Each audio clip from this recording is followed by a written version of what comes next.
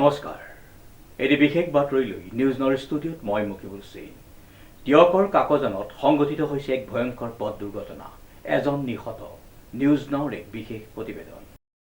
টিয়কৰ কাকজানত সংঘটিত হয় এক ভয়ংকৰ পথ দুৰ্ঘটনা, এজন নিহত। দুৰ্ঘটনাৰ পিছতেই টিয়কৰ ঘাইপথ অৱৰোধ। কাম কৰি থকা 4 লেনৰ মিক্সাৰযুক্ত এখন গাড়ীয়ে এজন কাকজনৰ নুমলীয়া যুৱক, বহুত উদীয়মান যুৱক, বহুত ভাল ল'ৰা, মানে আমি আজি হেৰুৱাবলগীয়া হ'ল। তেখেতসকলৰ গাড়ী চলাইছে, গাড়ীৰ ড্ৰাইভাৰৰ কোনো লাইচেঞ্চ আছে নাই ঠিক নাই, কোনো হেণ্ডিমেন নাই। তেনেকুৱা স্থলত তেখেতক খুন্দিয়াই মৃত্যুমুখত পেলায়। এতিয়া বৰ্তমান তেখেত মেডিকেললৈ লৈ যোৱা হৈছে, তেখেতক মানে PM ৰিপৰ্টৰ কাৰণে মৃত্যুমুখত পৰিছে। কিন্তু এই 4 লেনৰ নেগলিজেন্সৰ কাৰণে এনেকুৱা হৈছে। আজি ইয়াত DC বা SP ইয়াৰ যেতিয়ালৈকে উপস্থিত নহয়হি, আমি ইয়াৰ ডিচিশ্যন নলয়। এই ৰাস্তাটো 1 কিলোমিটাৰ সম্পূৰ্ণ চিধা কৰি নিদিয়ে। ইয়াত আৰু এক্সিডেণ্ট ৰাতিয়ে দিনে মই কেইবাদিনো পাইছোঁ। ইয়াত মই নিজে তুলি নিছোঁ মোৰ গাড়ীত।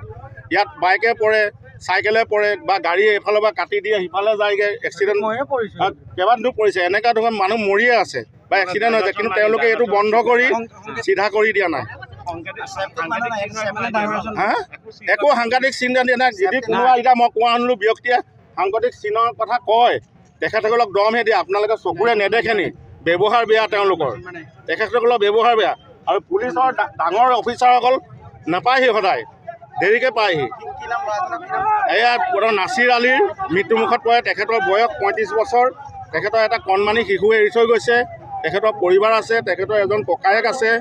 ইয়াকে সুবিচাৰ কৰি যে উল্লেখযোগ্য যে টিয়কৰ কাকজানত 4 লেনযুক্ত পথ নিৰ্মাণৰ গাড়ীয়ে মহতিয়াই নিলে এজন যুৱকক আৰু থিতাতে নিহত হয় নাছিৰ আলী, 39 বছৰ বয়সৰ এজন যুৱক।